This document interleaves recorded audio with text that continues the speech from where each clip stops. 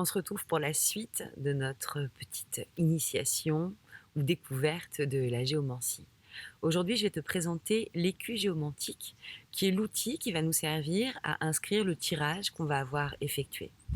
Alors, l'écu géomantique est divisé en maisons et tout de suite, tu vas voir les analogies avec l'astrologie. Ça va juste te sauter aux yeux. Comme je te le disais dans la précédente vidéo, les cues géomantiques et les tirages géomantiques se lisent de droite à gauche. Donc nous allons commencer dans ce sens-là et je te parle tout de suite de la maison 1. La maison 1, c'est la maison dite du sujet. C'est la maison qui va incarner le questionneur, donc soit la personne pour qui tu vas réaliser le tirage géomantique, soit toi-même si c'est pour toi. Alors ça parle de quoi? De ton tempérament, de ta personnalité, de ta naissance. Quand on va réaliser un écu géomantique en lien avec une question précise, ça va parler de ton état d'esprit concernant cette question, de la façon dont tu envisages les choses, de ce que ça peut appeler en toi, en fait, en termes d'émotions et de vibrations. Qu'est-ce que cette question génère? En maison 2, on va trouver le domicile des biens. Alors, les biens, ben, tout ce qui va être acquis, mais aussi les flux de dépenses, mais également tout ce que tu vas pouvoir acheter, ce que tu vas recevoir en termes de cadeaux, les ventes que tu réalises, les richesses et les biens, mais les biens plus mobiliers qu'immobiliers. En sous-jacent, on parle aussi de tes talents, de tes compétences, de tes ressources intrinsèques qui vont te permettre justement de fructifier et de pouvoir, je n'aime pas trop cette expression, mais gagner ta vie. En maison 3, c'est le domicile dit des familiers. Le domicile des familiers, ça va parler, tu vas voir exactement comme en astrologie, de nos proches, géographiquement parlant, donc les voisins, les personnes que tu vas croiser dans ton quotidien, donc les gens qui vont être présents dans ton quartier, dans ton entourage immédiat, mais aussi les frères, les sœurs. Ça va parler des petits voyages, des déménagements également, de tout ce qui va être en lien avec la communication. La maison 4, ça c'est un petit peu nuancé par rapport à l'astrologie, mais je te fais une aparté juste après de l'avoir présenté, on l'appelle le domicile du père. Alors on parle du père, de l'hérédité paternelle, là pour le coup on va parler des maisons, des biens immobiliers en tant que tels, des endroits où l'on vit. On va parler aussi de la finalité de tes projets, c'est-à-dire comment vont se dérouler les projets que tu es en train de mettre en place. Quelle va être leur finalité? Quelle va être leur issue? On parle aussi du patrimoine et de l'hérédité paternelle. Alors, je fais une parenthèse parce qu'il y a une petite différence avec la maison 4, telle qu'elle est vue en astrologie, qui peut être plus couramment associée à la maison de la mère. Si on va dans la symbolique et qu'on délie la symbolique en sachant que la maison 4 en astrologie est assimilée et en résonance avec le signe du Cancer, que la planète maîtresse du Cancer, c'est la Lune, et que la Lune parle justement d'un émotionnel qui se relie davantage à l'énergie maternelle. Ici, tu vois, on parle du père.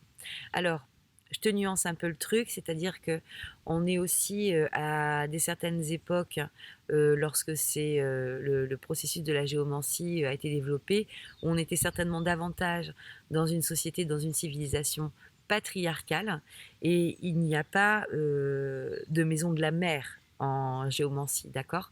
On est sur quelque chose, la mère c'est la terre de toute façon, la géomancie parle du coup de la terre-mère en elle-même, et il n'est pas apparemment nécessaire de rajouter une maison qui va aller parler de cette identité. Mais tu vas voir qu'on retrouve quand même l'incarnation maternelle un peu plus tard dans l'écu géomantique. Maison 5, on l'appelle le domicile des enfants. Donc, tu vois, là, on reprend quelque chose qui ressemble beaucoup à l'astrologie. Alors, c'est la chance, les amours, leur phase débutante ou dans les flirts que l'on peut connaître. Ça va être aussi pour une femme la grossesse, toute cette phase de création intérieure. Donc c'est la grande maison de la créativité, mais aussi la maison de l'enseignement, donc de l'école. Et on va parler de l'école et de l'enseignement dans les petites classes, avant d'attaquer les classes secondaires, enfin les petites classes jusqu'à la terminale quand même, hein. On va parler aussi des plaisirs, de notre façon de nous récréer, notre façon de créer aussi, tout simplement. Maison 6, on l'appelle le domicile de la servitude. Alors, ça va parler de quoi? Ça va nous parler des contraintes quotidiennes. Ça va nous parler de ce que nous avons à faire dans nos journées de manière classique. Ça va nous parler aussi des petites maladies, des petits soucis de santé, des petits tracas qu'on peut connaître, comme un petit rhume, tu vois, une petite grippounette qui viendrait s'installer par là. Ça nous parle de ce que l'on va réaliser comme travail, mais dans le sens routinier, dans le sens un peu laborieux, dans le sens vraiment de nos obligations en lien avec notre travail. On ne va pas là aborder les aspects du travail qui vont être des aspects épanouissants. Donc, ça va plus parler finalement de ce qu'on a l'habitude, de ce que l'on pourrait vivre comme des contraintes. D'où le nom, le domicile de la servitude. Ça va nous parler aussi de la contrainte financière, dans le sens de la pauvreté. Ça va nous parler ça va nous proposer un regard sur la façon dont on va éventuellement boucler nos mois. Est-ce qu'on est à l'aise? Est-ce qu'on n'est pas à l'aise? Est-ce qu'on est serré aux entournures? Tu vois, ce genre de choses. La maison 7, on l'appelle le domicile des adversaires. Attention, on va entendre le mot adversaire là dans son jus latin. Donc adversaire, c'est celui qui fait face et pas adversaire dans le sens ennemi. Alors ça peut être l'ennemi, mais pas nécessairement. Celui qui fait face, c'est celui que tu retrouves en miroir face à toi à chaque instant. Donc là aussi, on retrouve l'analogie avec la maison 7 en astrologie, qui parle de nos partenaires, que ce soit aussi bien nos partenaires associés, nos partenaires en termes de clientèle dans le business qu'on mène, mais aussi notre partenaire de vie, celui ou celle avec qui on partage voilà, une grande partie de nos échanges, une grande partie de nos quotidiens, et celui ou celle avec laquelle on s'engage finalement à évoluer. Mais évidemment, ça peut être aussi un binôme amical très fort et très important dans lequel les deux vont cheminer aussi. On va parler des contrats à travers cette maison-là, des actions en justice, des échanges, des débats, de tout ce qui va nous mettre en fait en face à face. La maison 8, on l'appelle le domicile de la mort. Alors, ça parle là des choses beaucoup plus profondes, vraiment comme la maison 8, des choses qui sont, maison 8 en astrologie, je veux dire, des choses qui sont beaucoup plus souterraines, beaucoup plus ancrées. Donc, on va aller là sur le domicile de ce qui va être les maladies graves, les maladies impactantes. On va parler aussi des héritages. On va parler ici de l'argent que l'on peut recevoir en fait des autres, mais qui ne va pas être intimement lié au travail que l'on réalise. Donc on va parler éventuellement de commissions que l'on peut recevoir. On va parler d'une forme globale de bénéfices secondaires qui ne vont pas nécessairement être des bénéfices en eux-mêmes d'ailleurs, parce que ça peut aussi s'inscrire en différenciation, c'est-à-dire dans le moins quand on arrive sur ce genre de maison. On va parler des craintes, de nos peurs profondes et aussi des sentiments plus ou moins tristes qui peuvent nous traverser. Et en ce qui concerne les femmes et les hommes aussi, mais ça va les toucher d'une façon un peu différente, ça va parler de tous les risques qui sont liés à l'accouchement. La maison 9, on l'appelle le domicile de la religion. Donc tu feras l'écho avec la maison 9 en astrologie qui est le domicile de la spiritualité. Donc on va avoir dans cette maison les valeurs morales, les valeurs philosophiques et les valeurs religieuses et spirituelles, et comment on va évoluer finalement sur ces questions-là de notre vie. La maison 10, on la nomme le domicile des honneurs. Alors, en astrologie, la maison 10, qui correspond au milieu du ciel, c'est notre façon de rayonner, en fait, socialement. Et en ça, je trouve que l'analogie du domicile des honneurs, même s'il n'y a pas toujours d'honneur à la clé dans le sens où on l'entend, c'est assez juste.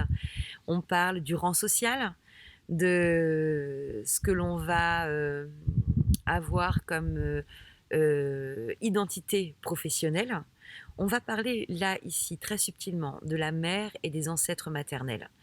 Et on va parler des titres, des récompenses, des médailles que l'on reçoit, de notre façon finalement de diffuser à l'extérieur et de notre empreinte sociale, de notre utilité sociale.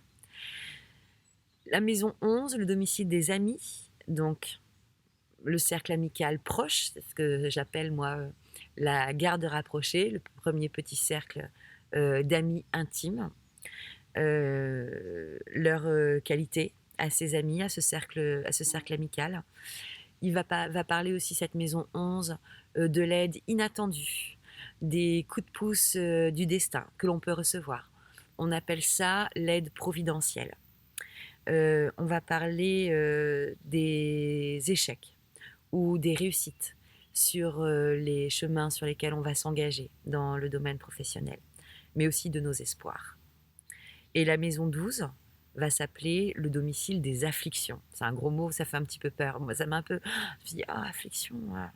Eh bien, c'est tout ce qu'on va travailler finalement en interne par rapport à nous. Et dans le sens plus large et plus général, tout comme la maison 12 en astrologie, elle va nous parler des étapes de vie qui vont s'apparenter à des épreuves, que ce soit des épreuves morales, des épreuves physiques. Ça peut nous parler d'accidents. La maison 12 peut te parler du caillou que tu as dans ta chaussure et qui t'empêche d'avancer sans que tu puisses forcément pouvoir enlever ce caillou dans ta chaussure. Mais ça va nous parler aussi des accidents, des ennemis cachés. On peut avoir des thématiques autour de l'enfermement. Il y a des symboliques autour des lieux dans la géomancie dont je te parlerai un petit peu plus tard. Et la maison 12, par exemple, tu vois, peut parler des hôpitaux, des prisons, des lieux où on est clos. Alors c'est vraiment, tu vois, ce qui se passe à l'intérieur de nous. C'est une maison assez intériorisée, assez secrète aussi. Les 4 dernières maisons de la géomancie, on les appelle les maisons du tribunal géomantique. Tu vois, il y en a qu'on ne trouve pas dans l'astrologie. Alors, le témoin droit, qui est l'espace numéro 13, on l'appelle le témoin du passé et le père du juge.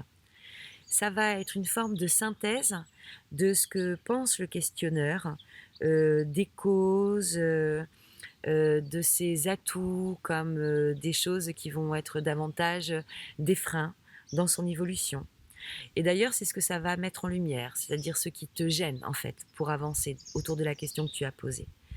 Et ça va finalement résumer un peu tout ce qui est contenu dans la partie droite de l'écu géomantique. L'espace numéro 14, le témoin gauche, on l'appelle aussi le témoin du futur et la mère du juge. Alors là, il va symboliser en fait la synthèse de la question. Qu'est-ce que tu en attends ? Quelle est la finalité ? Quelle est la projection, la direction, les perspectives qui vont s'offrir à toi ? Quelle est la volonté que tu mets dans cette question ? Quelle est la tendance que tu vas pouvoir relever autour de cette question qui t'anime ? Il va mettre en avant cet espace-là, tout ce qui va être de l'ordre des soutiens que tu peux trouver autour de ta question.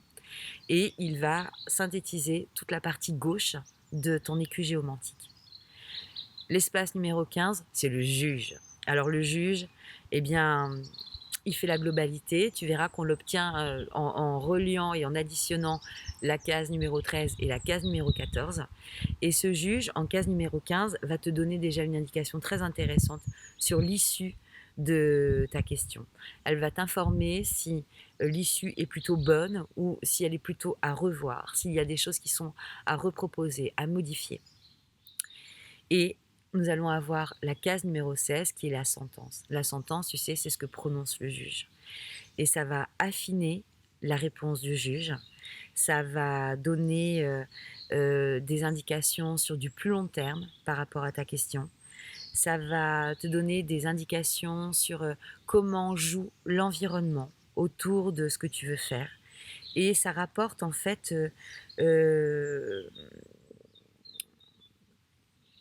ça rapporte, si tu veux, toute l'idée du moyen long terme par rapport à ta question.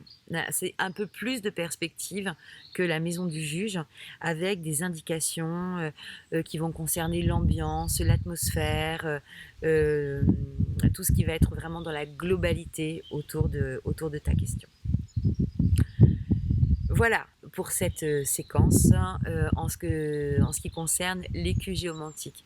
La prochaine fois, nous allons voir les figures géomantiques et je vais aussi t'en parler en analogie avec l'astrologie parce que chaque maison a sa figure maîtresse de la même manière que chaque maison astrologique a sa figure, a sa planète maîtresse et on va faire le lien comme ça petit à petit. Est-ce que je t'ai tout dit? Non, évidemment, comme d'habitude. Je t'embrasse.